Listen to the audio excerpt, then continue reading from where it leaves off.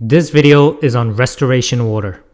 During the process of recovery, it is required to consider what applications have higher priority because all the applications do not have the same priority. The priority is heavily business dependent.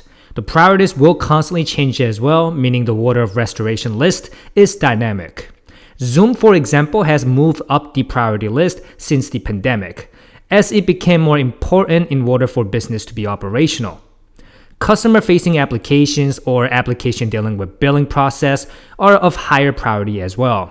The priority list of application restoration should be well defined by the management of the corporation.